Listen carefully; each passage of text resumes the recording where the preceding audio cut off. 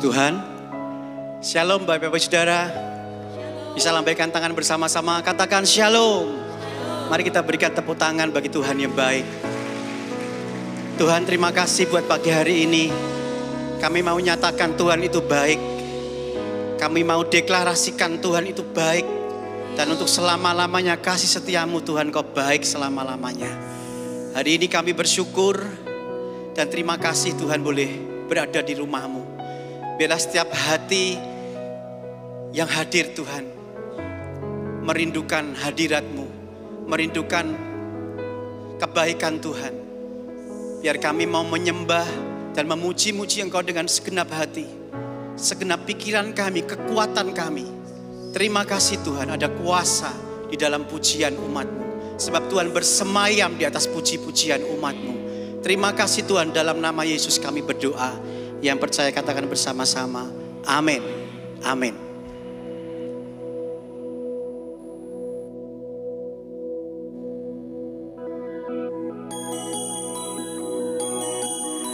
Mari kita bersyukur kepada Tuhan. Dan kita nyatakan bersama-sama bahwa Tuhan kita besar dan ajaib. Tuhan, Kau sungguh besar, karya-Mu sungguh ajaib. Tiada hentinya ku mengagumi, sungguh Kau ajaib. Tuhan, Kau sungguh besar, karya-Mu sungguh ajaib. Tiada hentinya ku mengagumi, sungguh Kau ajaib. Ku mau selalu bersyukur kepadamu Tuhan, anugerah-Mu mempesonaku. Selalu dan selalu Kau angkat hatiku, Kau membuatku berharga di mata-Mu. Mari katakan bersama-sama, Tuhan, Kau sungguh besar. Mari kita bangkit berdiri bersama-sama saudara. Nyatakan dengan segenap hatimu, segenap kekuatanmu, Tuhan itu besar. Hentinya ku mengagumi, sungguh Kau ajaib. Sekali lagi katakan, Tuhan, Kau sungguh besar. Amin. Karya-Mu sungguh ajaib. Tiada hentinya ku mengagumi, sungguh Kau ajaib. Ku mau selalu bersyukur kepadamu Tuhan, anugerah-Mu mempesonaku. Selalu dan selalu Kau angkat hatiku, Kau membuatku berharga di mata-Mu. Ku mau selalu bersyukur kepadamu Tuhan, anugerah-Mu mempesonaku. Selalu dan selalu Kau angkat hatiku, Kau membuatku berharga di mata-Mu. Terima kasih buat setiap anugerah-Mu yang besar Tuhan. Biarlah setiap kami mensyukuri perbuatan-Mu yang ajaib.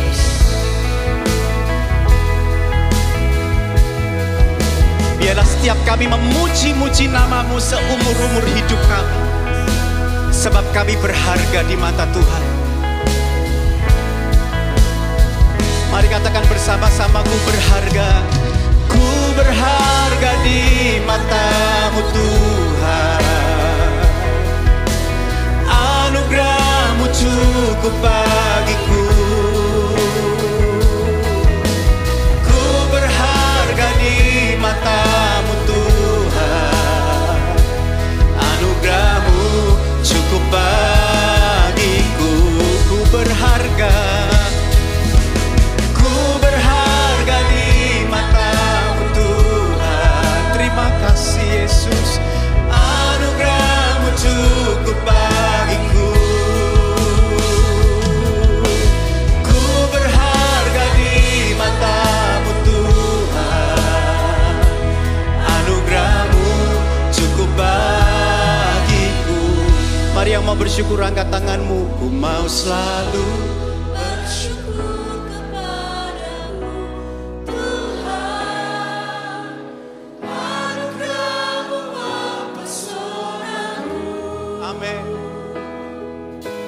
Selalu dan selalu Kau angkat hatiku. Kau membuatku berharga di mata-Mu. Mari bersyukur kepada Tuhan.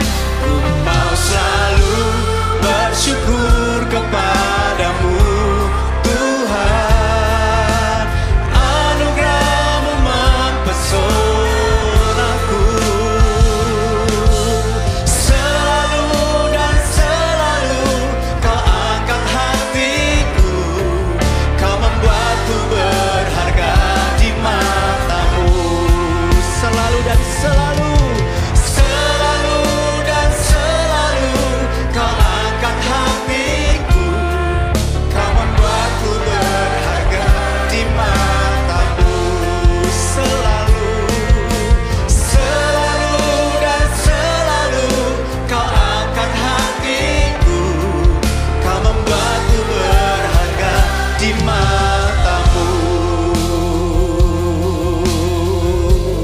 Kami bersyukur Tuhan.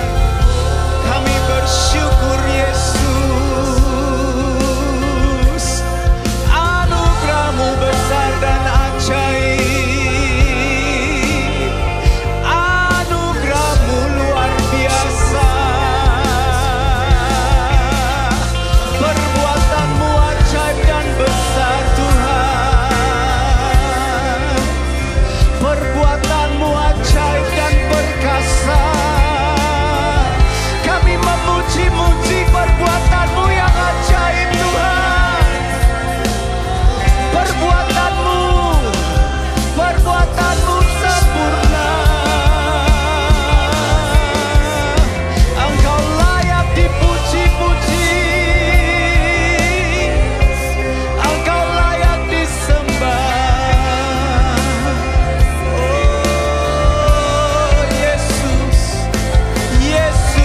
Anugerah-Mu Tuhan. Anugerah-Mu ajaib dan perkasa. Haleluya. Yesus, Yesus, Yesus. Besar perbuatan-Mu dan ajaib Tuhan. Engkau Tuhan yang terbesar. Tahta-Mu tertinggi ya Tuhan di surga. Your name is the highest. Your name is the greatest. Your name stand above them all. All thrones and dominions, all powers and position, your name stand above them all. Katakan your name. Your name is the highest. Your name is the greatest. Your name stand above them all. All thrones and dominions, all power and positions, your name stand above them all.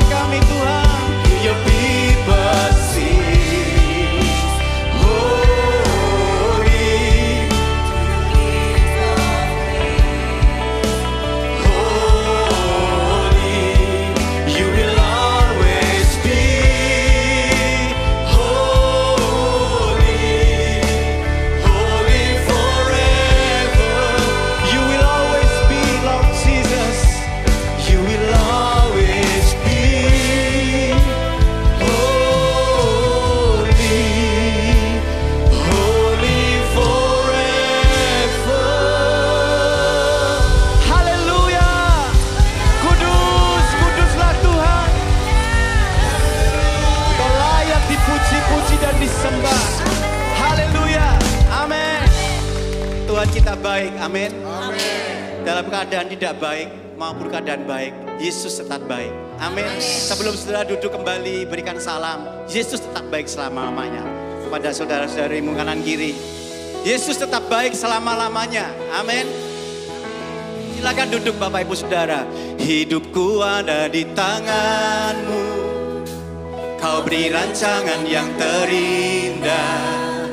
Tak hanya yang baik saja yang ku terima, walau tubuhku diremukkan, walau jiwaku terkoyakkan, pujianku takkan terhentikan, amin. Rohmu yang memberi penghiburan.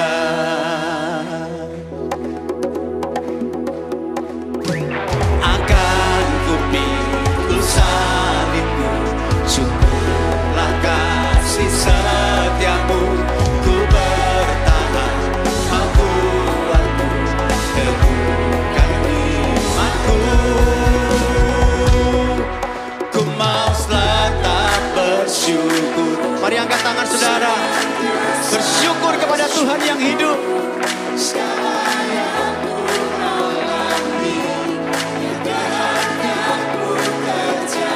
Amin.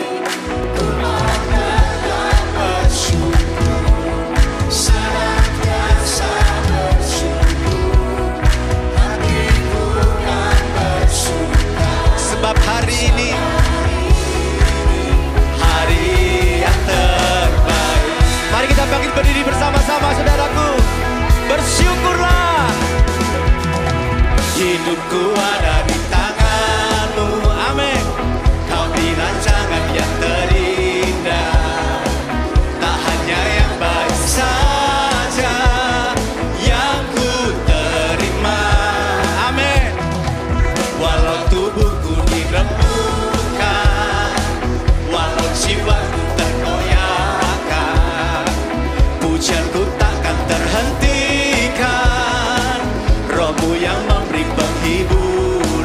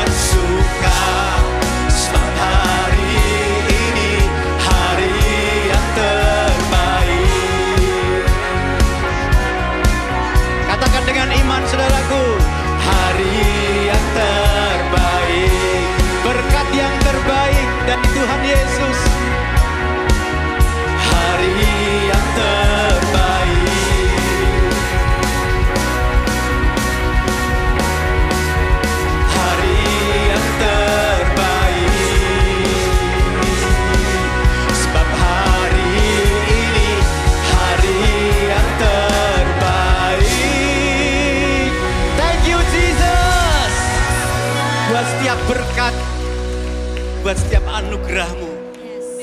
Luar biasa Engkau Tuhan.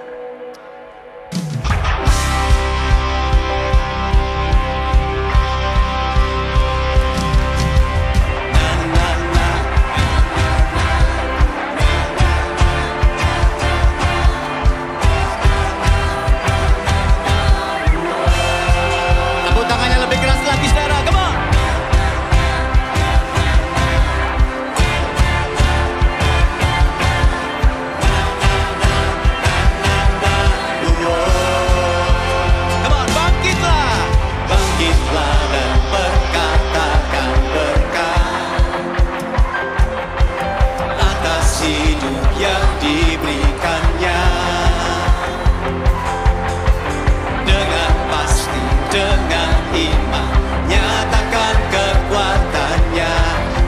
Dahsyatannya di hidupku,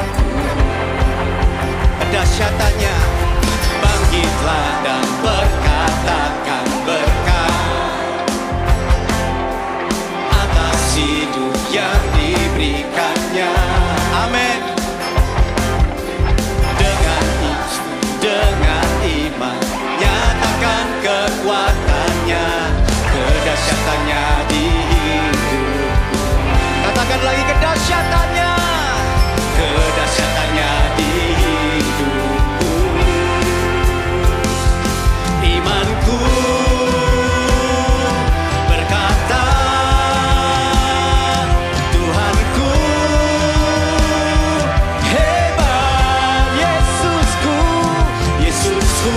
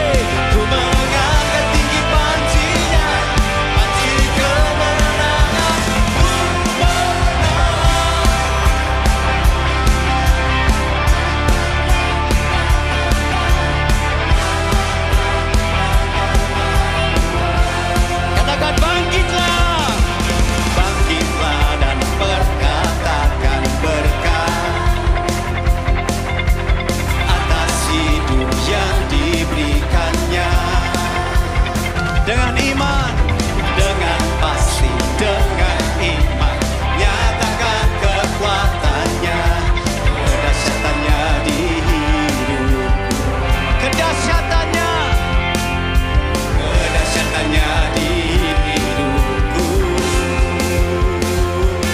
Imanku berkata, Tuhanku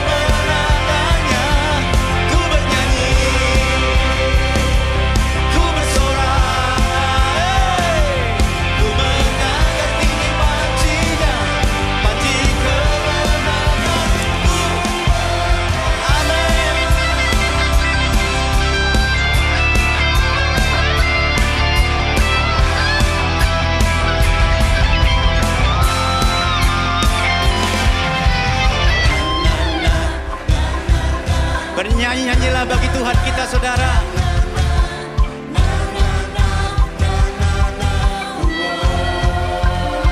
Bersorak-sorai.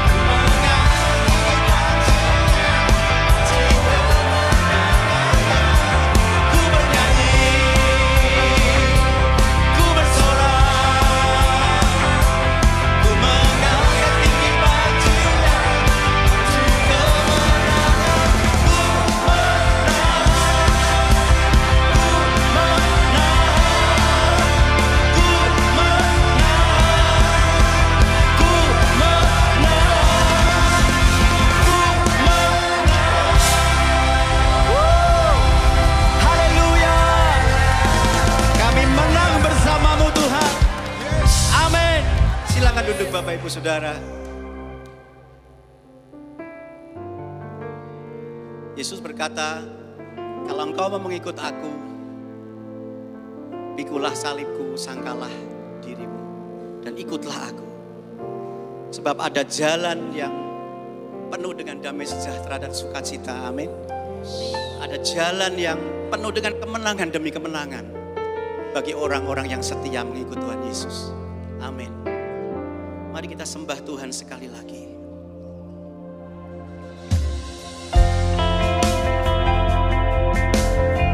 Berikan kami hati-Mu ya Tuhan.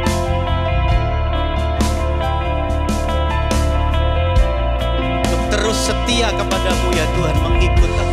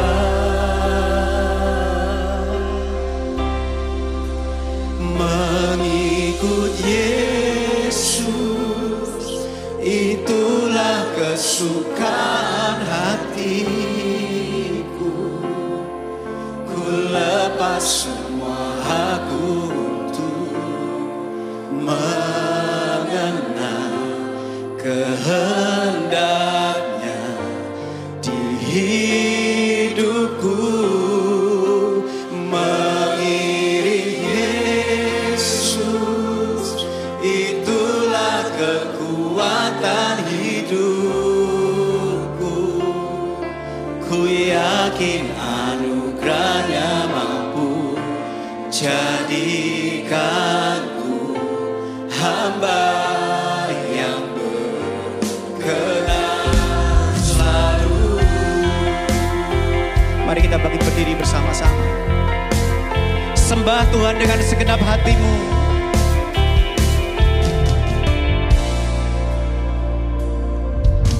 Semua karena anugerah-Mu hari ini ada. Thank you Jesus.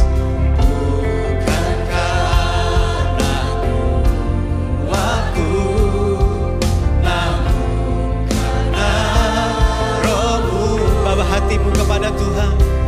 Bawa hatiku, penyembahanku, ku saking berkurang, Yesus saking bertambah.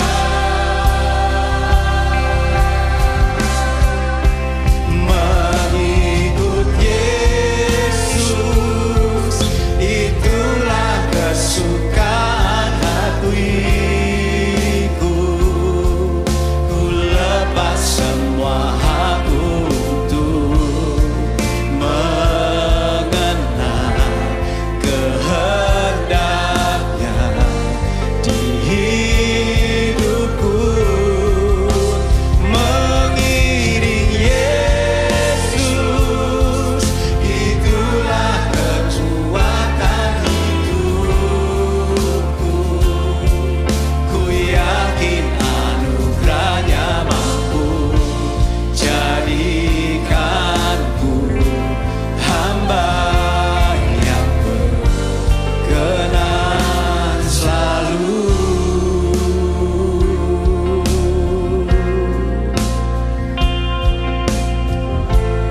Hati kami menyembah-Mu Tuhan. Hati kami menyembah-Mu Yesus. Hati kami bagi-Mu Tuhan. Ku bawa hatiku,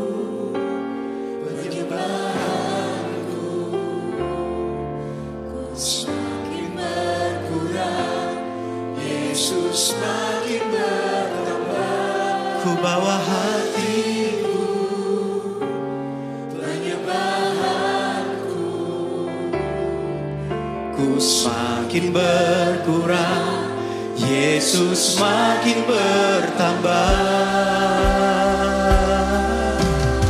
Mari mengikut Yesus, mengikut Yesus, itulah kesukaan hatiku. Ku lepas semua hakku untuk mengenal kehendaknya di hidupku.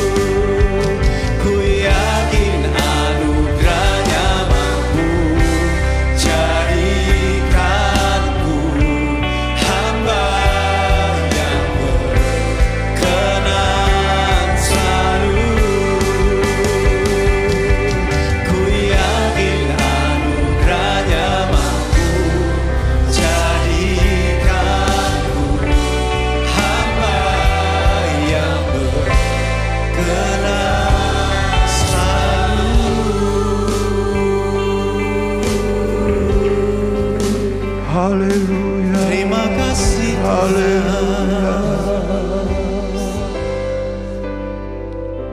Terima kasih. Kami bersyukur ya Tuhan, Engkau hadir di tengah-tengah kami sesuai dengan janji firman-Mu. Biar setiap kami umat-Mu terus memiliki cara hidup untuk selalu memuji dan menyembah Engkau. Bukan hanya di gereja, tapi di rumah, di tempat pekerjaan, dimanapun. Karena kami percaya Engkau adalah Allah kami yang besar, Allah kami yang hidup, yang selalu beserta dengan kami Tuhan. Terima kasih Engkau berkati juga hamba-hamba-Mu yang sudah melayani dengan pujian penyembahan pagi ini. Dan tiba saatnya bagi kami untuk kami duduk sebagai seorang murid ya Tuhan. Roh Kudus kuasai setiap kami, baik hamba-Mu yang Kau pakai untuk menjelaskan firman-Mu. Biarlah setiap firman yang hamba sampaikan adalah firman yang dari Tuhan. Dan juga setiap kami buka hati pikiran kami, sehingga kami terus bertumbuh menjadi jemaat yang semakin sempurna seperti yang Kau kehendaki ya Tuhan. Demikian juga dengan jemaat yang beribadah secara online dimanapun. Tuhan lawat mereka, Kau hadir juga bersama dengan mereka Tuhan. Terima kasih Bapa. Di dalam nama Tuhan Yesus kami berdoa. Amin. Shalom. Puji Tuhan saudara-saudara. Bulan ini tema khotbah kita adalah Sang Kebenaran akan menyempurnakan. Kita sudah belajar minggu pertama, minggu kedua. Sang kebenaran itu adalah Tuhan sendiri dan juga adalah firman-Nya. Nah hari ini khotbah saya beri judul Tanda-tanda orang Kristen yang sejati. Saya harap dan ini menjadi doa saya. Setiap kita benar-benar menjadi orang Kristen yang sejati. Karena dalam realita kehidupan ada begitu banyak orang Kristen yang tidak sejati. Dan kalau itu terjadi, maka kita akan mengalami kerugian-kerugian. Coba bayangkan kalau Bapak Ibu sudah menjadi orang Kristen 50 tahun, 60 tahun, mungkin ada yang 70 tahun, ada yang 10 tahun, 5 tahun. Itu kan sebuah pengorbanan dari segi waktu, tenaga. Paling tidak Bapak Ibu harus hadir setiap minggu untuk berbakti dan itu waktu yang mungkin baik. Tapi ternyata hidup kita atau kekristenan kita itu tidak seperti yang Tuhan inginkan. atau seperti yang tidak masuk dalam kriteria kesejatian tadi. Biar setiap kita mau cek pagi hari ini. Kenapa Bapak Ibu kita perlu menjadi orang Kristen sejati? Karena ini tujuan khotbah kita hari ini adalah supaya setiap kita, tujuan Tuhan atas hidup kita adalah selamat dari murka yang akan datang. Dalam 1 Tesalonika 5 ayat 9, coba tolong dibacakan. Karena Allah tidak menetapkan kita untuk ditimpa murka, tetapi untuk beroleh keselamatan oleh Yesus Kristus Tuhan kita. Ya, kalau kita belajar surat Tesalonika, kita akan menemukan begitu banyak topik berkaitan dengan kedatangan Tuhan. Dan ini tujuan Tuhan atas setiap hidup kita, Bapak Ibu. Jadi kalau kita tidak sejati, kita tidak akan mungkin selamat. Atau mungkin mengalami fase-fase yang sulit lebih dulu. Sehingga mari biar setiap kita betul-betul menjadi orang Kristen yang sejati. Dan pagi ini dengan pertolongan Roh Kudus, setiap kita mau cek, apakah benar saya sudah masuk kriteria, tanda-tanda, supaya kita mendapat janji Tuhan ini. Yaitu kita tidak ditimpa murka. Murkanya Tuhan itu tidak seperti murkanya manusia. Kita beroleh keselamatan. Nah, kita akan belajar di Jemaat Tesalonika. Jemaat Tesalonika kita akan buka di dalam 1 Tesalonika 1. Bapak Ibu yang ada Alkitab bisa dibuka. 1 Tesalonika 1 ayat 1 sampai 10. Cukup panjang, tapi ini penting sekali untuk kita menemukan kebenaran-kebenaran. Silahkan dibacakan dari 1 Tesalonika 1 ayat 1 sampai 10. Dari Paulus, Silvanus, dan Timotius kepada jemaat orang-orang Tesalonika yang di dalam Allah Bapa dan di dalam Tuhan Yesus Kristus. Kasih karunia dan damai sejahtera menyertai kamu. Kami selalu mengucap syukur kepada Allah karena kamu semua dan menyebut kamu dalam doa kami. Sebab kami selalu mengingat pekerjaan imanmu, usaha kasihmu, dan ketekunan pengharapanmu kepada Tuhan kita Yesus Kristus di hadapan Allah dan Bapa kita. Dan kami tahu, hai saudara-saudara yang dikasihi Allah, bahwa Ia telah memilih kamu. Sebab Injil yang kami beritakan bukan disampaikan kepada kamu dengan kata-kata saja, tetapi juga dengan kekuatan oleh Roh Kudus, dan dengan suatu kepastian yang kokoh. Memang kamu tahu bagaimana kami bekerja di antara kamu oleh karena kamu. Dan kamu telah menjadi penurut kami dan penurut Tuhan. Dalam penindasan yang berat kamu telah menerima firman itu dengan sukacita yang dikerjakan oleh Roh Kudus. Sehingga kamu telah menjadi teladan untuk semua orang yang percaya di wilayah Makedonia dan Akaya. Karena dari antara kamu firman Tuhan bergema bukan hanya di Makedonia dan Akaya saja, tetapi di semua tempat telah tersiar kabar tentang imanmu kepada Allah, sehingga kami tidak usah mengatakan apa-apa tentang hal itu.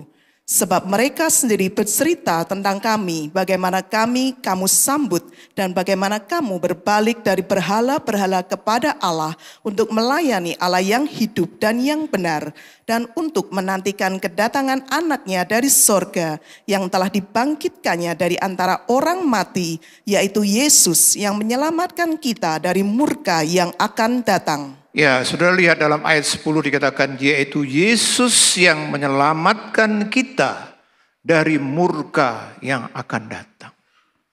Nah, kalau kita mau, kita perlu belajar punya kriteria seperti apa. Yaitu kita harus menjadi seperti jemaat Tesalonika minimal. Bapak Ibu, kadang-kadang saya merasa bahwa karena kita begitu tidak pernah mengalami atau mungkin kita anggap karena di dalam surat Petrus pun firman Tuhan mengatakan kalau bicara soal kedatangan Tuhan atau kemusnahan bumi, ini merupakan hal yang apa mungkin ya seperti itu. Kita harus percaya ini akan terjadi Bapak Ibu.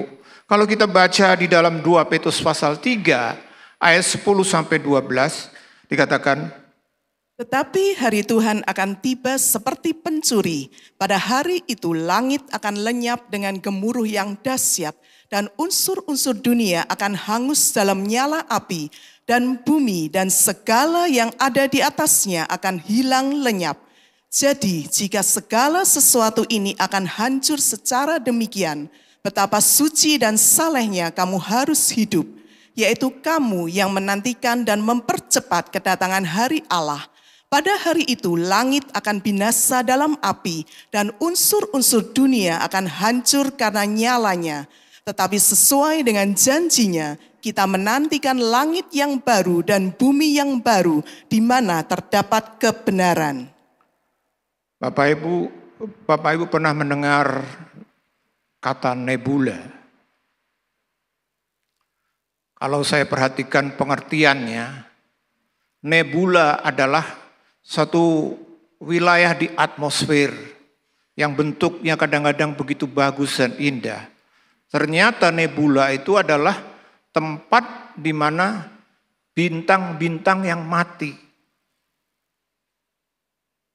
Bintang-bintang itu bisa mati. Nah, waktu mereka mati melalui proses, lalu terbentuklah seperti kira-kira seperti ini. Maksud saya begini Bapak Ibu, bumi itu adalah salah satu bintang atau planet.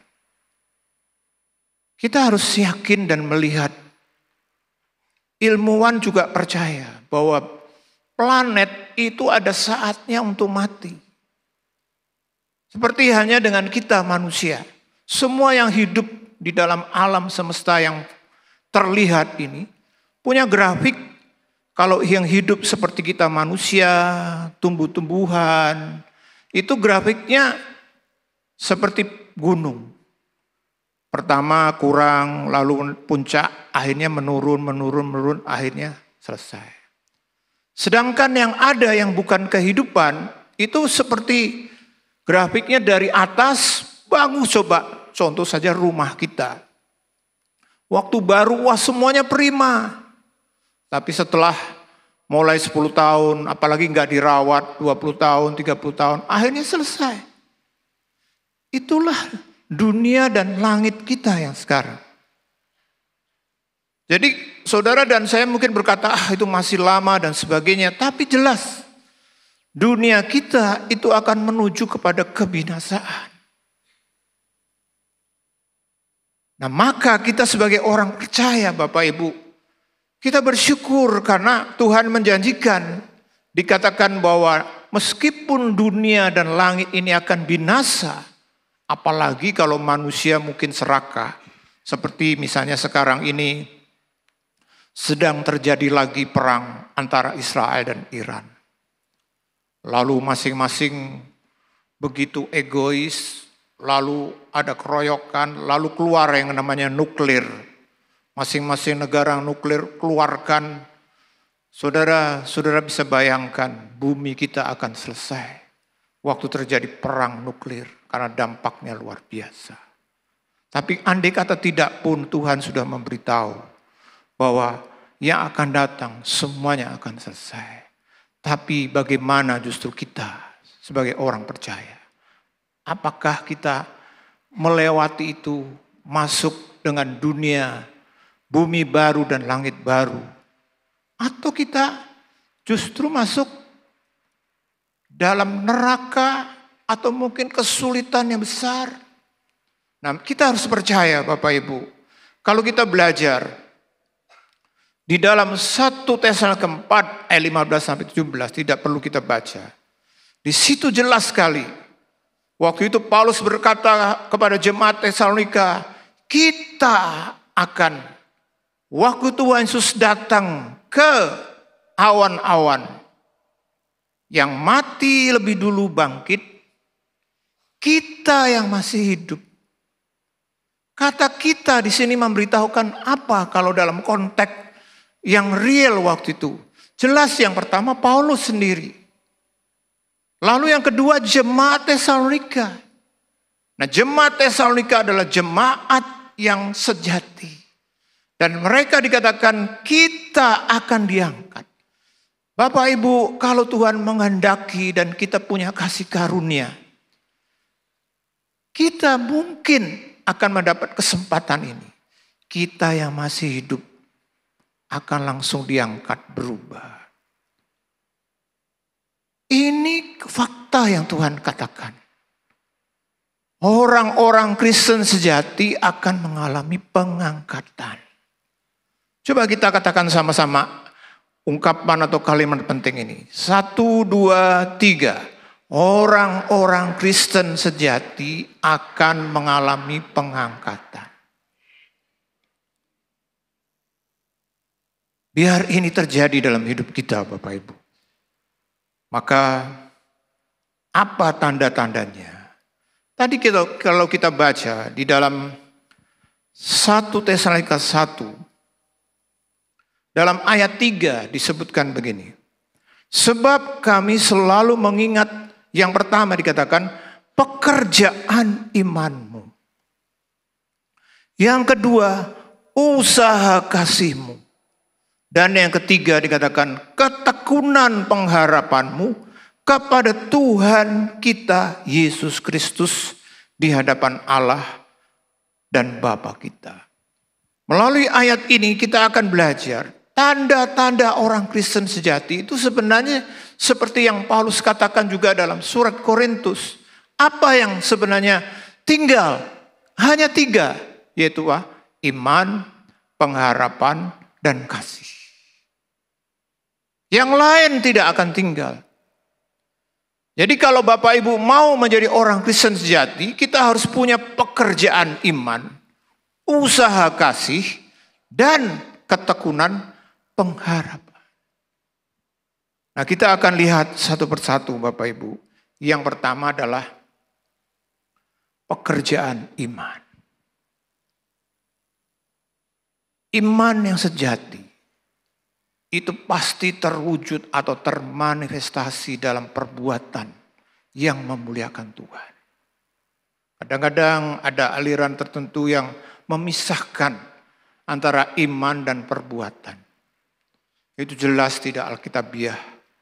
Karena Yakobus jelas mengatakan iman tanpa perbuatan adalah mati. Nah, bagaimana pekerjaan iman kita? Kalau kita betul-betul menjadi orang Kristen yang sejati, pasti kita punya bukti iman kita yang bekerja. Paling tidak saya temukan dari bacaan kita, ada 3. Kalau kita berkata saya punya pekerjaan iman yang benar. Yang pertama Bapak Ibu, seorang punya iman yang benar, itu pasti memiliki pertobatan yang sejati. Seperti jemaat Tesalonika ini dikatakan, yang berbalik tadinya mereka adalah penyembah berhala. Saya yakin setiap kita latar belakang punya pola atau punya hal yang sama. Walaupun bentuk dosa kita macam-macam. Ada yang sebagian kita memang dari kelompok penyembah berhala. Ada yang mungkin kita terikat dengan segala macam kehidupan dosa yang tidak benar. Macam-macam. Tapi pada waktu Bapak Ibu berkata saya punya iman yang benar, kita harus tunjukkan seperti jemaat Tesalonika ini. Mereka tadinya penyembah berhala, tapi dikatakan berbalik dari berhala kepada Allah, bahkan melayani. Nah, ini bagaimana dengan kita sebagai orang percaya? Saudara-saudara yang ikut MMK sebentar lagi di wisuda. MMK adalah kelas yang kita bentuk, yang kita selenggarakan. Tujuannya adalah orang-orang yang ingin sungguh-sungguh. Mungkin latar belakang segala macam bisa terjadi. Tapi diharapkan setelah ikut MMK, tentunya tidak hanya ikut MMK, apalagi ikut MMK. Maka apa? Kita harus betul-betul bertobat. Tadinya mungkin kita mencuri. Sekarang tidak lagi. Tadinya kita mungkin suka hidup terikat dengan perzinahan, pornografi, dan begitu macam banyak dosa sekarang. Sekarang tidak lagi. Nah, ini harus nyata dalam hidup kita Bapak Ibu. Kalau tidak, aduh. Kadang-kadang kan ada orang bilang begini, saya pernah ajak seseorang untuk, ayo Pak ikut retreat ini, retreat itu. Dia bilang begini sama saya, percuma Pak, podo wae. Kenapa? Lah itu teman saya, dia nyebut si A, si B. Udah ikut retreat, tapi hidupnya balik lagi. Tadinya main perempuan, setelah itu memang ada waktu senggang atau waktu di mana orang itu kelihatannya berubah. Tapi kembali lagi. Bagaimana Bapak Ibu, iman kita sudah kita tunjukkan dengan benar? Tidak. Yaitu pertobatan kita sejati. Seperti jemaat Tesalonika, mereka penyembah berhala. Tapi setelah itu mereka melayani Tuhan. Yang kedua, iman pekerjaan kita itu kita tunjukkan dengan apa? Hidup mengandalkan Tuhan. Orang yang tidak percaya Tuhan itu tandanya apa? Dia pasti tidak mengandalkan Tuhan. Dirinya, kekuatan manusianya, kekuatan duitnya, atau mungkin kekuatan pengalamannya. Tapi pada waktu seorang hidup dalam iman yang benar, dia pasti akan berubah. Yaitu apa? Mengandalkan Tuhan. Itu ditandai dengan apa Bapak Ibu? Ditandai dengan menerima firman dengan sukacita. Seperti jemaat Tesalonika, mereka menerima firman dengan sukacita. Bahkan di tengah-tengah penderitaan mereka. Penindasan yang begitu berat dikatakan jemaat ini menerima firman, hidup dalam firman. Dan memang kalau kita pelajari dalam Alkitab, kunci daripada kehidupan yang berkelimpahan itu apa? Dalam firman. Seorang yang mengandalkan Tuhan, hal yang simpel yang kita bisa temukan adalah bagaimana sikap hidupnya terhadap firman. Apakah dia mau taat, percaya? Apalagi waktu dia mengalami konflik dalam pekerjaan. Bapak Ibu, langsung pikirannya apa kalau ada konflik? Selesaikan dengan kekuatan sendiri. Oh, saya punya backingan. Atau kita datang sama Tuhan, menemukan firman, dan kita praktekkan. Itu hidup dalam iman, Bapak Ibu. Hidup dalam iman yang ditunjukkan dengan pekerjaannya, yaitu apa? Mengandalkan Tuhan. Hidup dalam firman. Lalu, apa pekerjaan iman? Buah kesaksian. Jemaat Tesalonika, Paulus berkata, di semua tempat telah tersiar kabar tentang imanmu kepada Allah. Bahkan di dalam bagian lain disebut, kamu sudah menjadi teladan. Ini Bapak Ibu kita itu sekarang memang dengan situasi semua undang-undang yang begitu banyak, kita tidak boleh memberitakan Injil secara luas misalnya. Tapi sebenarnya masih ada celah-celah di mana kita bisa memberitakan keselamatan dengan cara apa?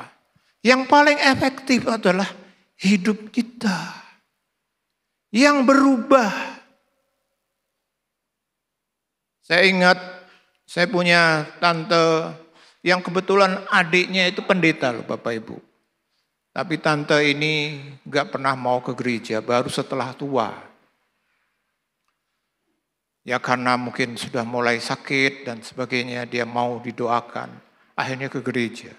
Tapi dari muda sampai tua gak pernah mau. Tiap kali diajak untuk ke gereja, ayo toh ke gereja, percaya Tuhan. Selalu bilang, enggak, saya baik. Hidup saya baik. Itu yang pertama, selalu diungkapkan. Tapi kalau selalu ditekan, ayo beda kebaikanmu dan sebagainya. Dia selalu nyinggung tetangga sebelahnya Bapak Ibu. Dia bilang begini, coba itu tetangga saya. Katanya majelis gereja. Tiap minggu kalau ke gereja pakai dasi. Tapi tiap malam aku dengar ribut terus. Sampai semua barang yang bunyi-bunyi itu terdengar gelontang, periang, pecah. Dia bilang, ngapain saya jadi Kristen kalau seperti itu? Dia bilang. Bagaimana Bapak Ibu? Kalau kita sudah percaya Tuhan, ini kesaksian yang efektif. Di tengah-tengah keterbatasan kita tidak bisa memberitakan firman. Saudara dan saya bisa melakukan dengan kesaksian pribadi kita. Seperti jemaat Tesalonika ini. Di semua tempat telah tersiar kabar tentang imanmu. Coba kalau orang bisa dengar tentang jemaat Kristus Alfa Omega, ya kan? Di semua tempat di Semarang. Kalau mungkin, oh kamu Alfa Omega tuh. Waduh, luar biasa. Jangan sampai sebaliknya. Kamu jemaat mana? Alfa Omega. Oh, yang suka korupsi itu ya? Waduh. Coba. Menyedihkan bukan? Jadi kesaksian ini sebenarnya buah pertobatan, itu perubahan itu efektif sekali. Saya punya seorang anggota Komsel. Dia tadinya sebelum bertobat hidupnya. Tapi sekarang setelah dia berubah. Tiap kali dia kunjungan, selain dia tawarkan barang, dia cerita tentang hidupnya. Begini loh kok, waduh kacau. Akhirnya pekerjaan saya juga nggak bisa jalan. Sekarang setelah saya percaya Tuhan, Tuhan berkati, saya bisa berubah. Oh iya toh, sehingga tiap kali kalau nawar barang itu tiap kali dia cuman bukan hanya nawar barang, memberikan ini loh barang ini ada yang baru. Tapi dia tanya, gimana? Kamu kok wajahnya kelihatannya stres ya? Oh iya dia cerita begini. Lalu dia cerita, aku dulu juga begitu. Tapi setelah aku ketemu Tuhan. Akhirnya apa? Melalui kunjungan-kunjungan itu selain dia menawarkan barang, mendapat keuntungan. Dia bisa memberitakan Tuhan Yesus melalui cara hidupnya. Saya ingat pada waktu kebetulan saya ditunjuk juga menjadi konselor pernikahan. Ada satu kali 2 orang yang mau menikah itu, yang satu jemaat kita, yang satu tadinya dia bukan beragama Kristen, agama lain. Nah setelah saya kadang-kadang kan penasaran, jangan-jangan menikah karena menjadi Kristen karena mau menikah. Kadang-kadang ada yang begitu Bapak Ibu. Nah saya tanya, kamu kok kenapa mau jadi Kristen? Lalu dia cerita, dia bilang begini, saya kenal calon suaminya saya ini sudah lama Pak. Padahal dia seorang yang taat beragamanya. Saya tahu latar belakangnya, aduh kacau, rusak. Dia bilang. Sehingga bagi saya, karena dia teman, saya punya keyakinan orang seperti ini gak mungkin berubah. Tapi waktu mulai kenal dan setelah dia bertobat menjadi anggota gereja, saya lihat perubahannya luar biasa. Sehingga saya penasaran, saya tanya, loh kamu kok bisa berubah kayak apa? Saya tahu seperti ini. Akhirnya orang itu hanya berkata, kamu mau tahu saya berubah seperti apa dan kamu juga ngalami, ayo ikut saya kalau kamu mau. Diajak ke gereja Bapak Ibu. Nah waktu ke gereja, orang ini ngalami sendiri lawatan Tuhan. Akhirnya dia bilang, saya bilang begini waktu itu, andai kata kamu gak jadi misalnya sama orang ini, masihkah kamu percaya Tuhan? Iya, saya gak akan terpengaruh. Karena saya sudah menemukan sendiri Tuhan saya. Bapak Ibu, itulah pekerjaan iman. Kita harus menjadi orang Kristen yang oke lah, latar belakang kita mungkin begitu banyak hal yang tidak baik. Tapi mari tunjukkan ada pertobatan sejati. Dan itu kita tunjukkan dengan apa? Kita mengandalkan Tuhan sehingga hidup kita bisa menjadi kesaksian. Sehingga orang melihat, waduh kalau dulu Bapak Ibu, orang Kristen itu kan terkenal apa? Jujur, berintegritas. Saya teringat sekali Bapak Ibu, Masjid Baitur Rahman itu yang di Simpang 5 itu. Itu panitianya sempat pendeta loh Bapak Ibu. Kenapa kok sampai seperti itu? Karena sebelumnya pembangunan masjid ini itu tidak pernah selesai. Tiap kali di dropping bocor lagi. Itulah sampai gubernur, waktu itu gubernurnya kan Pak Munadi. Beliau membuat satu keputusan yang radikal. Yaitu apa? Bendaharanya diganti pendeta. Akhirnya cepat selesai. Karena orang kalau cari yang jujur, Kristen. Tapi sekarang Bapak Ibu, bagaimana? Beberapa teman-teman pengusaha selalu bilang, waduh Pak, sekarang podoai. Saya pernah merekrut jemaat pelayanan. Saya langsung terima tanpa saringan-saringan seperti yang lain. Teman-teman protes, loh kamu kok terima seperti itu? Iya aku jamin. Karena dia orang percaya. Setelah kerja beberapa bulan, ketahuan makan uang perusahaan. Bapak ini bilang, aduh Pak gimana? Mari Bapak Ibu, biar setiap kita kalau kita betul-betul mau menjadi Kristen sejati. Tunjukkan pekerjaan iman kita. Yang kedua Bapak Ibu, usaha kasih tadi. Kasih yang sejati akan mendorong kita untuk melayani dan berkorban. Ini terkait tadi. Jemaat Tesalonika dikatakan apa?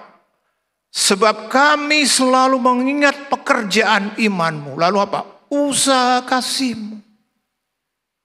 Wujudnya apa? Jemaat Tesalonika sudah mengasihi. Yang disebut usaha. Jadi kasih itu bukan hanya sekedar pasif menerima, otomatis, tapi ada usaha. Usaha kasih jemaat Tesalonika apa? Yang pertama Bapak Ibu, mereka punya kehidupan yang suka berkorban. Dan salah satu korban yang mereka lakukan apa? Tunduk kepada pemimpin. Dikatakan mereka menjadi penurut kami dan penurut Tuhan. Bukankah ketundukan itu sebuah korban awal? Gak gampang loh, apalagi kalau orang yang misalnya pemimpin, yang menjadi pemimpin kita anggap wah gak layak untuk dihormati. Dalam kaitannya dengan keluarga lah. Kenapa kadang-kadang terjadi konflik sampai kepada perceraian? Sumbernya sebenarnya penyebabnya satu Bapak Ibu, yaitu apa? Rasa hormat itu sudah hilang. Suami saya, istri saya, ini. Nah bagaimana? Tuhan kan bilang misalnya dalam Efesus pasal 5. Hai istri tunduklah kepada suamimu seperti kepada Tuhan. Suami saya kan bukan Tuhan Pak. Nah disinilah korban yang sebenarnya sangat prinsip sekali.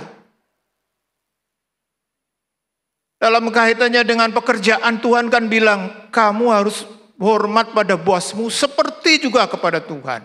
Anak-anak kepada orang tua. Usaha kasih. Lalu apa? Jemaat Tesalonika hidup dalam perdamaian. Itu ditunjukkan dengan apa? Mereka jadi teladan. Pasti keteladanan itu bukan hanya kalau bicara soal murid teladan. Ya kan, atau mungkin pegawai teladan. Pasti apalagi ini kekristenan bicara soal apa? Bicara soal hubungan. Coba kalau jemaat Korintus, Bapak Ibu baca, Paulus enggak pernah menyebut jemaat Korintus kamu adalah jemaat teladan. Kenapa? Karena jemaat Korintus itu jemaat yang di dalamnya penuh dengan konflik. Permusuhan, kelompok, lalu dosa-dosa. Walaupun mereka memang juga punya karunia-karunia yang luar biasa. Tesalonika pasti tidak. Mereka punya hidup damai, suka mengampuni. Dan itu membutuhkan kasih. Makanya ujian dan penerapan yang paling gampang itu Bapak Ibu di dalam keluarga, ya kan? Kita kenapa diberi suami atau istri? Pernah ada orang bilang begini, Pak, saya untuk suami itu kan saya sudah doa lama loh Pak. Saya pikir saya akan dapat suami yang sempurna, yang sabar, yang selalu mengasihi. Ternyata sama kacaunya dengan orang yang gak perlu didoakan, katanya begitu. Loh, kenapa Bapak Ibu kita itu tidak menikah dengan orang yang sempurna, yang banyak salah, banyak kekurangan? Pendeta pun juga kadang-kadang orang-orang tanya kepada istri saya, kepada anak saya, Pak Sundoro itu kapan marahnya, katanya.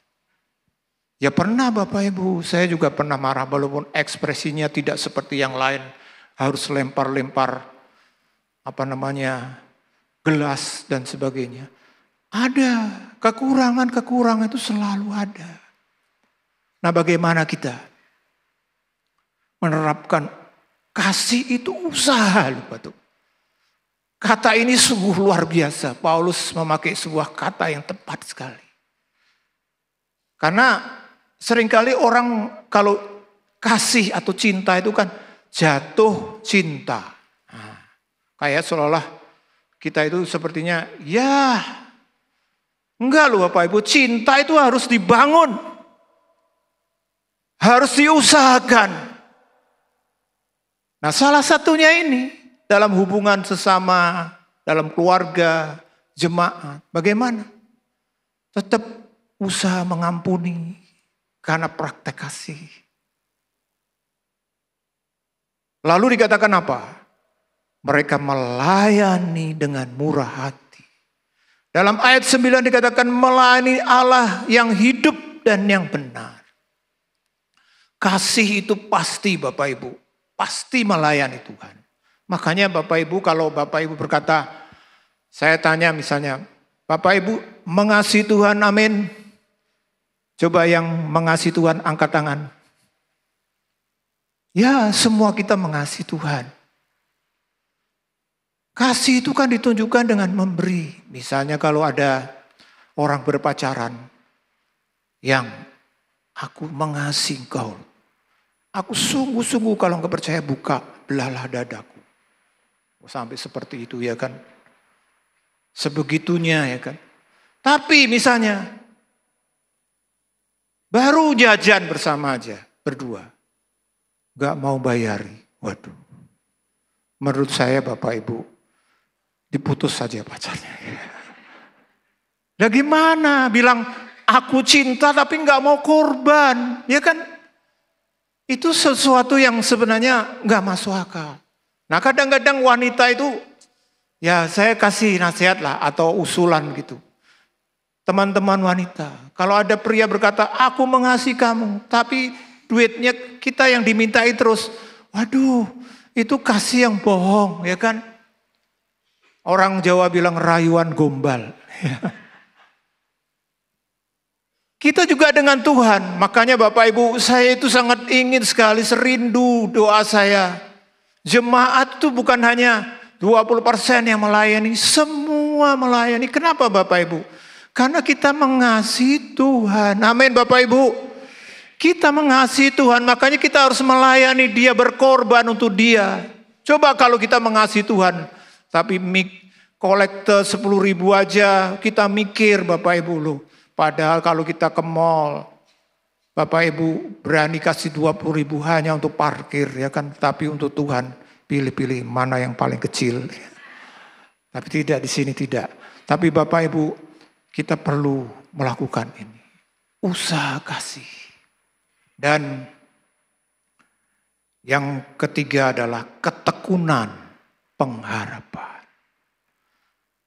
Luar biasa dikatakan usaha kasihmu dan ketekunan pengharapanmu kepada Tuhan. Pengharapan yang sejati adalah pilar dan arah dalam perjalanan hidup orang percaya. Bentuknya apa kalau kita tekun? Pengharapan yang tekun, ketekunan pengharapan. Seorang yang punya pengharapan pasti punya ketekunan dalam hal apa? Yang pertama, bertahan dalam penderitaan. Jemaat Tesalonika dikatakan dalam penindasan yang berat tetap tahan. Bagaimana Bapak Ibu? Kita kadang-kadang sebagai orang percaya kita tidak lepas dari problem, masalah, pencobaan. Apakah kita bilang, sudahlah, gak usah Tuhan-Tuhanan. Atau kita tetap tahan. Itu kita berpengharapan. Seperti seorang yang sedang mencapai sebuah cita-cita. Kadang-kadang kan sulit sekali ya kan. Kapan hari saya ketemu dengan seorang jemaat, dia bilang, Pak, waduh, untuk jadi dokter ternyata sulit ya. Spesialis. Saya bilang, gimana? Anak saya itu tidurnya 2 hari sekali. Kita kan tidur tiap malam. Ini 2 hari gak tidur, baru tidur. Lalu anak ibu ngeluh, enggak. Dia semangat sekali, kenapa? Sebentar lagi aku akan lulus katanya. Nah itulah pengharapan, kekuatan pengharapan. Kita bertahan dalam penderitaan. Lalu orang yang berpengharapan akan fokus pada kekekalan. Dalam fase 4 ayat 17 dikatakan, demikianlah kita akan selama-lamanya bersama dengan Tuhan. Dan fokus kekekalan itu membuat apa? Kita menantikan kedatangannya. Seperti ayat 10 dikatakan, untuk menantikan kedatangan anaknya dari surga. Bagaimana Bapak Ibu? Dengan situasi yang tidak lebih baik sekarang kan tambah kacau. Apakah hati kita masih bilang, sebentar lagi Tuhan datang. Aku menantikan. Di dalam doa-doa kita, kadang-kadang kita menghadapi kesulitan-kesulitan. Kita masih tetap bersyukur, kenapa? Sebentar lagi Tuhan datang. Apakah ini ada dalam pikiran Bapak Ibu? Kalau ini ada, kita sedang punya ketekunan pengharapan. Nah kuncinya apa Bapak Ibu? Kenapa jemaat Tesalonika punya cara hidup yang seperti ini? Kuncinya yaitu tadi kalau kita baca. Mereka dalam ayat 6 dikatakan, dan kamu telah menjadi penurut kami dan penurut Tuhan. Dalam penindasan yang berat, kamu telah menerima firman itu dengan sukacita yang dikerjakan oleh Roh Kudus. Kuncinya sang kebenaran ini Bapak Ibu. Kuncinya sang kebenaran. Jadi kenapa jemaat Tesalonika punya pekerjaan iman, usaha kasih, dan keteguhan pengharapan? Kuncinya sang kebenaran itu masuk dalam hidupnya. Maka setiap kita Bapak Ibu harus menjadi orang Kristen yang bukan hanya mendengar. Kita sudah belajar pada minggu pertama. Tapi sampai kepada melakukan, artinya betul-betul hidup kita itu hidup dikuasai firman. Seperti jemaat Tesalonika ini. Sehingga pada waktu saya mempersiapkan ini, saya coba cari referensi lain tentang dalam perjanjian baru. Bagaimana sikap terhadap firman. Ternyata kalau kita betul-betul mau melakukan, minimal paling tidak ada 3 yang perlu kita lakukan. Tidak hanya sekedar mendengar, tapi apa? Meneliti. Dalam Yakobus 1 ayat 25 dikatakan, terima firman dengan lemah lembut. Artinya bukan hanya belajar, tapi betul-betul siap untuk digarap, dirubah. Bapak Ibu, sekolah-sekolah teologi agama lain, itu juga belajar Alkitab. Jadi bukan hanya sekolah teologi Kristen, sekolah tinggi agama lain juga mereka diajar Alkitab. Tapi tidak dengan lemah lembut, artinya untuk mau dirubah, dia mau tujuannya cari kesalahan-kesalahan. Nah, kita perlu menjadi orang Kristen yang bukan cukup mendengar. Makanya gereja kita, ya sebenarnya tadinya GBT semua juga sama.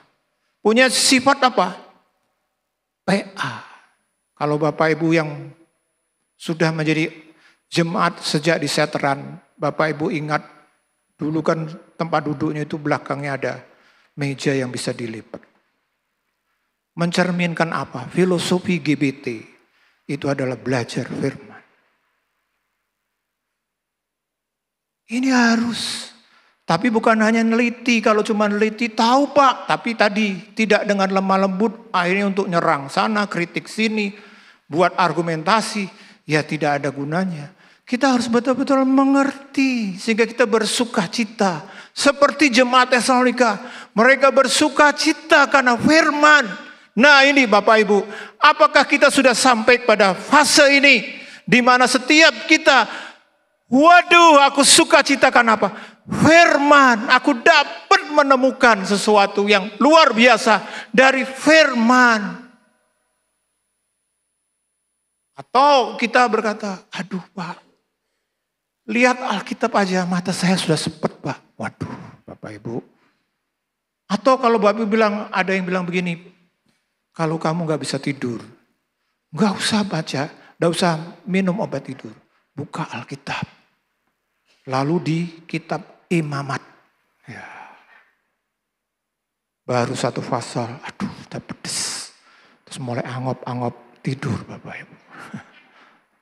Kalau ini kondisi kita terhadap Alkitab, sebenarnya kita harus mengerti kita punya masalah dengan kekristenan kita.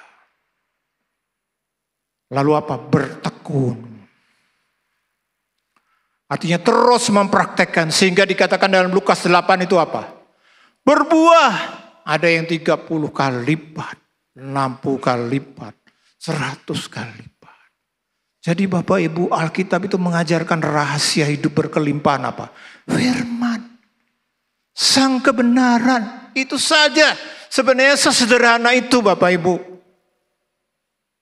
Kenapa orang satu berubah, bertumbuh, luar biasa dipakai Tuhan? Firman. Seperti jemaat Tesalonika ini dikatakan menjadi teladan. Bahkan sampai kepada provinsi. Wah semua orang selalu, jemaat Tesalonika, wah luar biasa. Kuncinya apa? Firman. Saya yakin setiap kita bisa. Kita baca ayat terakhir dalam Kisah Rasul 17 ayat 11. Ini ya. Orang-orang Yahudi di kota itu lebih baik hatinya daripada orang-orang Yahudi di Tesalonika. Karena mereka menerima firman itu dengan segala kerelaan hati. Dan setiap hari mereka menyelidiki kitab suci untuk mengetahui apakah semuanya itu benar demikian. Bapak Ibu, jemaat Tesalonika itu kalau sekarang akreditasi itu kan entah itu sekolah, universitas, Bapak Ibu modelnya bukan A, B, C lagi tapi baik, amat baik, unggul. Jadi kalau Bapak Ibu baca Universitas A, akreditasi unggul berarti top. Ya kan sudah nggak ada yang melebihi. Jemaat Tesalonika ini juga mungkin sudah unggul karena apa? Jadi teladan. Tapi ternyata jemaat Berea, kalau Bapak Ibu baca dalam Kisah Rasul 17, bisa lebih daripada jemaat Tesalonika. Di situ tulis orang-orang Yahudi di kota Berea lebih baik hatinya daripada orang-orang Yahudi di Tesalonika. Karena mereka menerima firman itu dengan kerelaan hati. Dan dikatakan apa? Setiap hari mereka menyelidiki kitab suci. Bapak Ibu, biar setiap kita menjadi jemaat orang Kristen sejati. Ini tandanya. Mari kita datang pada Tuhan.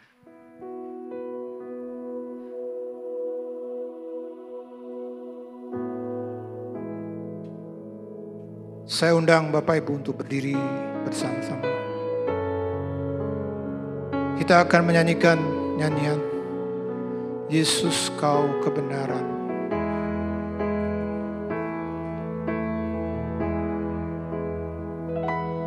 Yesus Kau kebenaran yang menyelamatkanku. Kau memberikanku hidup dan pengharapan.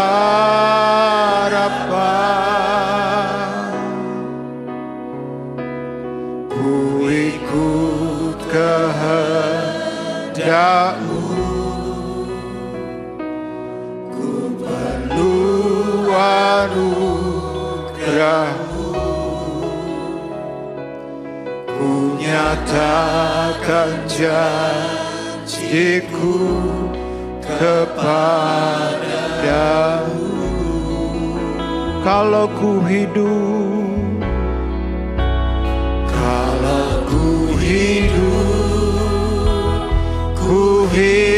bagimu, hatiku tetap menyembahmu. Dunia tak bisa menjauhkanku dari kasih-Mu. Selama ku hidup, ya Tuhan, ku hidup bagimu. Mataku tetap menyembahmu. Dunia tak bisa menjauhkanku dari kasih-Mu. Yesus Kau kebenaran. Yesus Kau kebenaran. Waktu selanjutnya saya kembalikan pada Bapak. Yang menyelamatkanku. Kau memberikanku hidup dan pengharapan.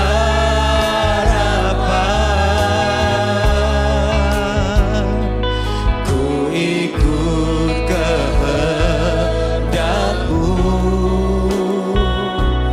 ku perlu anugerah-Mu.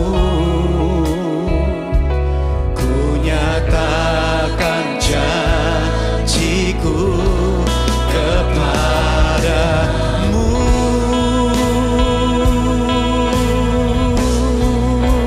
Kalau hidup, ku hidup bagimu. Hatiku tetap memandangmu. Dunia tak bisa menjauhkanku dari kasih-Mu. Selama ku hidup bagimu. Mataku tetap memandangmu. Dunia tak bisa menjauhkanku dari kasih-Mu. Saudaraku, Tuhan begitu mengasihi Anda. Dia rela turun menjadi manusia untuk memberikan satu firman, supaya hidupmu ke depan adalah hidup yang berhasil. Saudara, kalau sekolah, saudara meraih ilmu, sekolah ilmu. Kalau sudah datang pada Yesus, sekolahnya sekolah kehidupan, supaya saudara memperoleh hidup yang kekal. Mari kita berdoa. Bapa di sorga, Engkau sudah pakai hamba-Mu begitu jelas menerangkan. Kami semua tidak mau menerima murka, di mana Engkau sudah nyatakan akan ada siksaan yang kekal selama-lamanya. Ngeri kalau kami, Tuhan, masuk dalam hal yang Kau sudah beritahu lebih dulu. Kami bodoh. Sekarang kami mau belajar menyisihkan semua perasaan-perasaan kami, pikiran kami, kehendak kami yang salah. Kami mau berbalik, kami mau bertobat. Tuhan, biar roh pertobatan datang pagi hari ini, supaya anak-anak-Mu benar-benar mengalami pertobatan sejati. Mereka berbalik dari pikiran yang salah menjadi pikiran yang benar, oleh karena kebenaran itu Engkau pribadi, Tuhan. Terima kasih. Dan marilah Engkau terus bekerja, berkarya. Berkati hamba-Mu yang sudah menyampaikan firman-Mu dengan gamblang, dengan jelas, supaya kami timbul rasa takut pada Engkau, hormat, bahwa apa yang Kau katakan pasti terjadi. Karena itu kami mau belajar, Tuhan, terus senantiasa menjadi anak-anak-Mu yang rajin menyelidiki Alkitab. Terima kasih, terima kasih. Kami serahkan semuanya hanya dalam satu nama, Tuhan Yesus Kristus. Semua kita yang percaya berkata bersama, amin.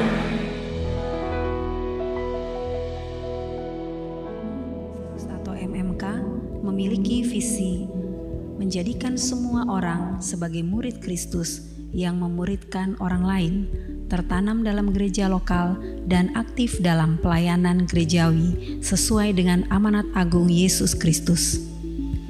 MMK Angkatan ke-28 telah dilaksanakan pada tanggal 27 April sampai 8 Juni 2025 dengan jumlah peserta 50 orang dan yang dibaptis 26 orang. Melalui acara MMK, para peserta dilepaskan dari ikatan duniawi dan kuasa jahat sehingga mengalami pemulihan dalam hidup dan menjadi murid Kristus yang sejati. MMK, saya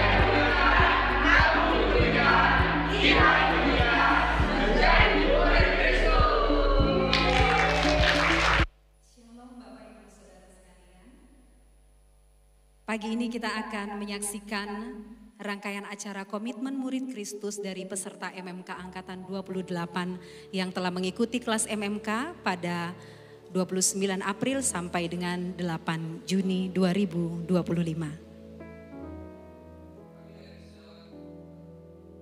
MMK ke-28 akan mengikrarkan yel-yel MMK.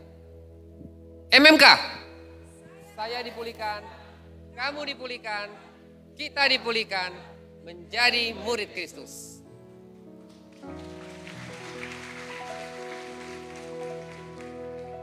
Ya, kami persilakan kepada salah satu wisudawan, Ibu Sri Rokwati, untuk maju ke depan memberikan kesaksian.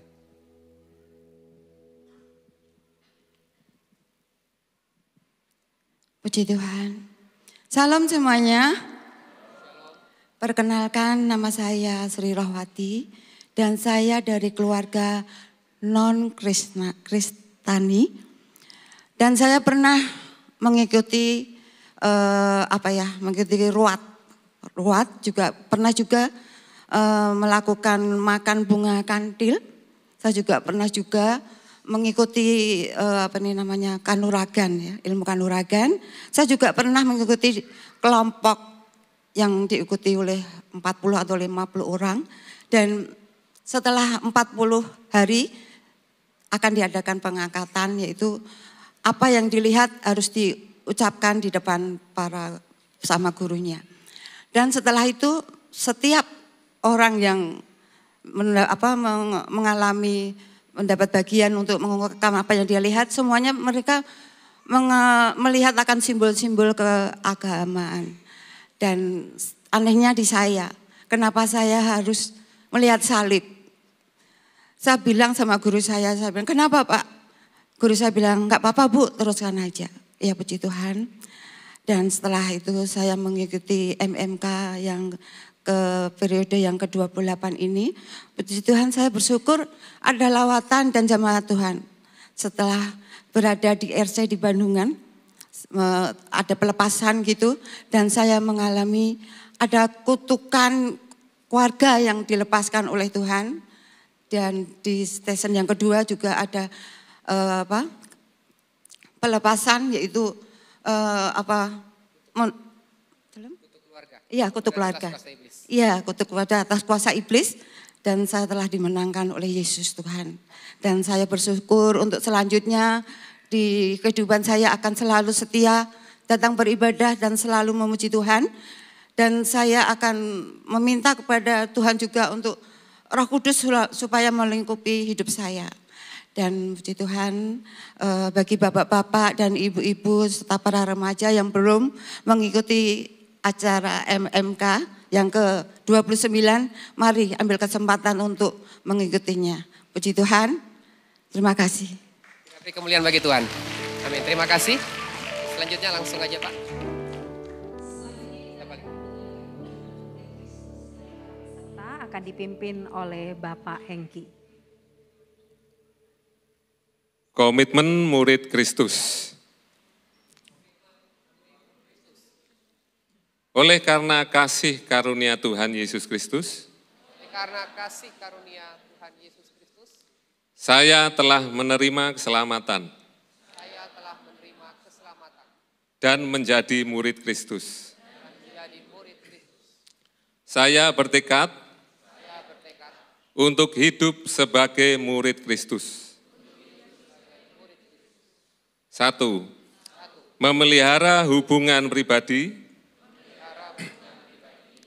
yang intim dengan Tuhan melalui doa, penyembahan, dan merenungkan firman setiap hari. 2. Belajar bertumbuh dalam keluarga rohani melalui komunitas sel dan gereja lokal. 3. Melayani Tuhan dan menjadi saksi Kristus melalui kehidupan nyata setiap hari.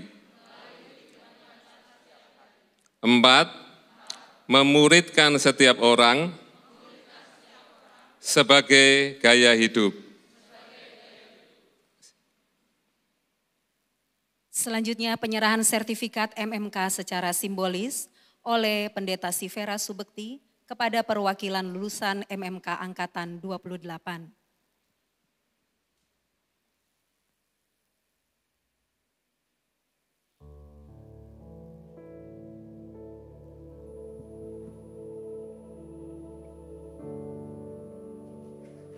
Terima kasih. Selanjutnya Ibu Sivera akan mendoakan para peserta. Mari Bapak Ibu Saudara, kita mau bersama-sama mendoakan teman-teman kita yang baru saja mengikuti kelas discipleship. Mari kita berdoa. Tuhan Yesus, Engkau yang sudah memanggil, Engkau adalah the author of our faith. Engkau yang memulai iman kami, dan kami mau percayakan hidup kami ke dalam tangan Tuhan, bahwa Tuhan sanggup untuk membawa kami sampai menyelesaikan iman kami dengan sempurna. Terima kasih Tuhan, kami serahkan setiap anak-anak-Mu ini ke dalam tangan-Mu, ke dalam firman kuasa-Mu yang sanggup memberikan kepada mereka warisan yang kekal di surga. Firman-Mu yang sanggup menjaga hidup mereka, menjaga dari hal-hal yang jahat, dan menjaga jalan-jalan mereka tetap lurus. Tuhan, biar firman ini mereka peluk, mereka simpan dalam hati mereka, dan Engkau akan tuntun jalan mereka senantiasa sampai pada akhirnya. Kami berkati mereka dengan komunitas yang baik yang akan menjadi support system mereka sehingga mereka juga boleh melayani bersama-sama di dalam rumah Tuhan.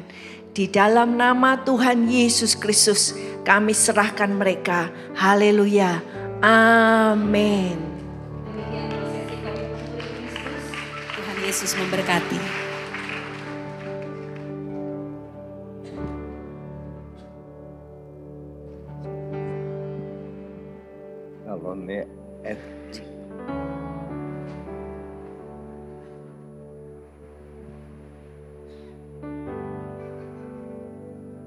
Shalom Bapak Ibu Saudara yang dikasihi Tuhan. Puji Tuhan kita telah menyaksikan wisuda MMK Angkatan ke-28. Kami ingin mengucapkan selamat untuk Bapak Ibu Saudara sekalian. Kiranya Bapak Ibu Saudara semakin semangat untuk melayani Tuhan. Dan kita tadi juga sudah mendengarkan firman Tuhan. Yang diberkati oleh firman Tuhan pada pagi hari ini, boleh dong katakan kepada kanan kirinya, mari terus berpengharapan pada Tuhan. Ya, puji Tuhan. Kami juga ingin mengucapkan terima kasih kepada Bapak Pendeta Sundoro Yahya yang telah menyampaikan firman Tuhan yang luar biasa pada pagi hari ini. Ya, Bapak Ibu, kami ingin mengucapkan selamat datang kepada Bapak Ibu yang baru pertama kali hadir di beribadah di tempat ini. Dan setelah ibadah ini selesai, kami menghimbau agar Bapak Ibu dapat mengunjungi ruang welcoming room yang ada di sebelah kiri depan Bapak Ibu Saudara di pintu sebelah sana. Dan nanti izinkan kami dari para pemerhati untuk berbincang sebentar dan memberikan souvenir kecil untuk Bapak Ibu sekalian. Untuk persembahan, Bapak Ibu dapat memberikan melalui kris ataupun memasukkan amplop di kotak-kotak persembahan yang telah tersedia di masing-masing pintu keluar. Dan kami menghimbau agar Bapak Ibu Saudara jangan pulang terlebih dahulu sebelum menerima doa berkat dari Bapak Gembala. Dan informasi selanjutnya mari kita saksikan bersama melalui multimedia. Dipersilahkan.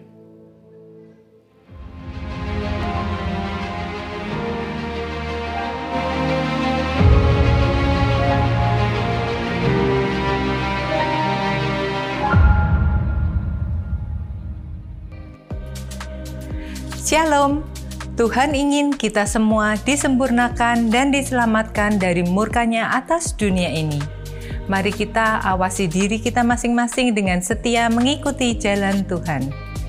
Ada promo khusus nih, diskon 30% untuk pembelian buku-buku tulisan Bapak Gembala khusus di bulan Juni saja. Segera dapatkan di toko buku Alpha Omega. STT KAO membuka penerimaan mahasiswa baru. Tersedia program menarik, peduli, dan cinta GPT. Diskon spesial bagi hamba Tuhan GPT, bagi anak hamba Tuhan GPT, serta jemaat KAO Semarang. Tersedia juga kelas online. Informasi lebih lengkap di Warta Gereja Online. Hai para pelajar SMP dan SMA, ikutilah acara spesial tahun ini, Inspiration Servant Camp. Ini adalah salah satu rangkaian spiritual journey untuk para pelajar di GBT KAO. Akan dilaksanakan pada hari Sabtu dan Minggu, tanggal 21 dan 22 Juni, bertempat di Hotel Terakasa Bandungan. Segera daftarkan diri, tempat terbatas. Informasi lebih lanjut ada di Warta Gereja Online. Persekutuan Mandarin diadakan pada hari Kamis 26 Juni jam 6:30 malam di Ruang Sion lantai 1 GBT Kristus Alpha Omega Gajah Mada. Ibadah PA online hari Jumat jam 5:30 sore oleh Pendeta Sundoro Yahya di YouTube channel GBT KAO Semarang. Doa malam Sabtu diadakan di setiap wilayah sesuai jadwal masing-masing. Mari berdoa bersama dan semakin giat menjelang kedatangannya. Gereja Anak Nambah mengadakan Sekolah Injil Liburan Champion of Christ Rabu dan Kamis 25 sampai 26 Juni 2025 jam 9 pagi sampai setengah 1 siang di GBT Kristus Alpha Omega Gajah Mada dengan biaya pendaftaran Rp25.000. Batas akhir pendaftaran 23 Juni 2025. Untuk info lebih lanjut, hubungi Departemen Gereja Anak Nambah. God bless you!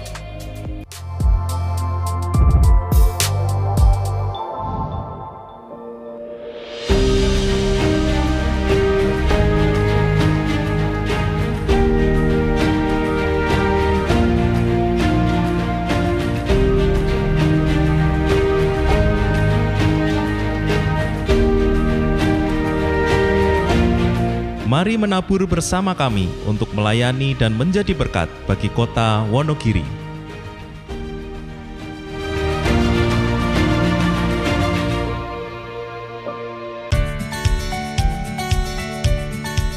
At Daniel Creative High School, besides learning theory, students are also taught to explore creativity. Trained to be confident in conveying ideas and able to present the projects they have designed. Trained to work in teams and collaborate together. With a project-based learning approach, students are encouraged early to express their creativity, taught to pour original ideas and think critically, to bring positive changes to the world. Every project developed by students, guided by the best teachers. Let's continue to support our children's steps. Together with us, let's grow a generation that dares to dream and steps with faith to become a light in the world.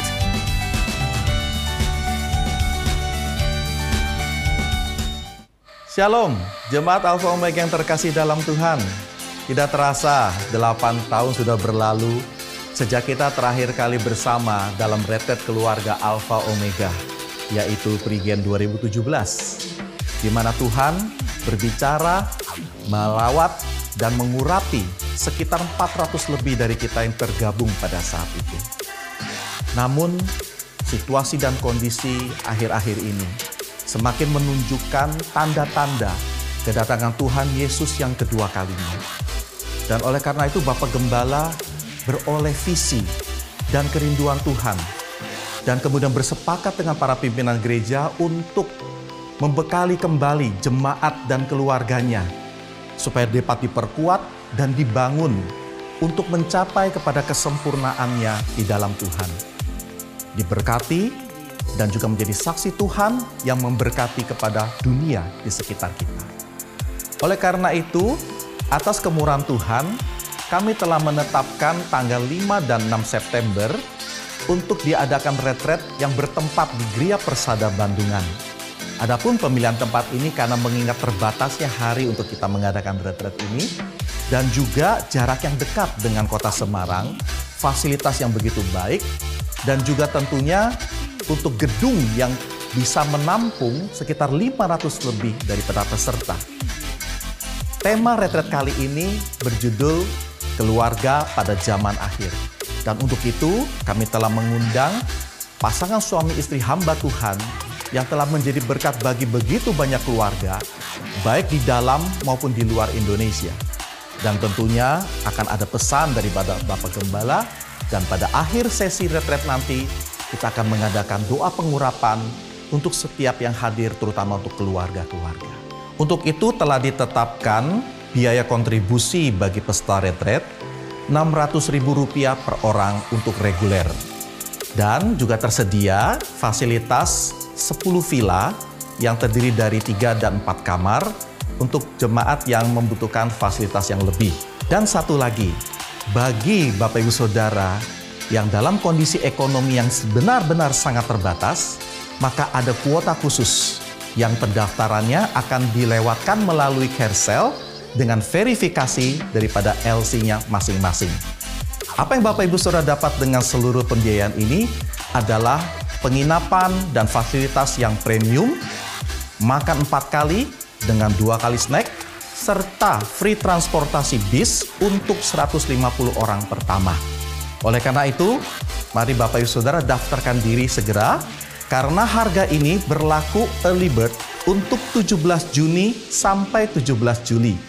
Selebihnya sampai 17 Agustus di mana penutupan pendaftaran akan ada penambahan biaya 100.000 untuk setiap pesertanya.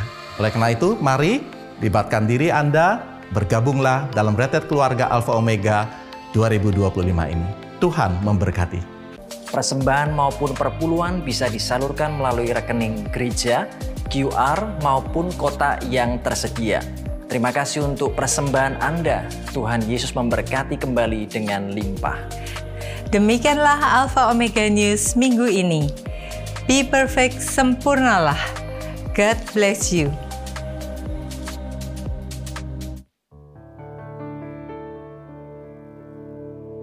Terima kasih sebesar-besarnya kepada Engkau, Bapa kami yang di sorga. Kami bersyukur buat anugerah-Mu, pemeliharaanmu. Kalau di luar sana banyak peperangan, dentuman, meriam dan sebagainya, Tuhan Kau masih lindungi negara kami. Karena itu kami berdoa untuk Bapak Presiden kami, Wakil Presiden, para menteri, Tuhan Gubernur, Wali Kota, Bupati, bahkan Tuhan sampai aparat yang terkecil.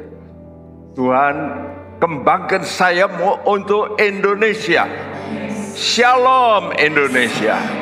Kami katakan Shalom Indonesia. Biar damai sejahtera-Mu menguasai. Dan sekarang anak-anak-Mu Tuhan dengan keluarga masing-masing akan meninggalkan tempat ini.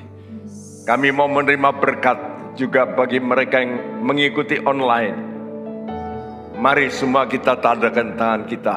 Dan sekarang saudara-saudaraku, terimalah berkat, anugerah sejahtera, rahmat daripada Allah Bapa kita, dari Tuhan kita Yesus Kristus dalam persekutuan Roh Kudus. Tuhan memberkati engkau dan melindungi engkau, menyinari engkau dengan wajahnya dan memberi engkau kasih karunia, menghadapkan wajahnya padamu dan memberikan engkau damai sejahtera. Mulai sekarang sampai Maranatha Dia datang kembali. Dan setiap kita yang percaya berkata bersama, amin.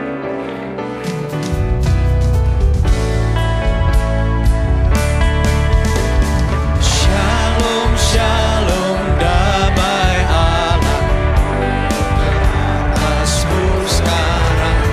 Shalom, shalom, damai Allah sekarang dan selamanya. Seperti sungai yang mengalir, lembut gemerci, seperti burung merpati, damai surgawi. Shalom.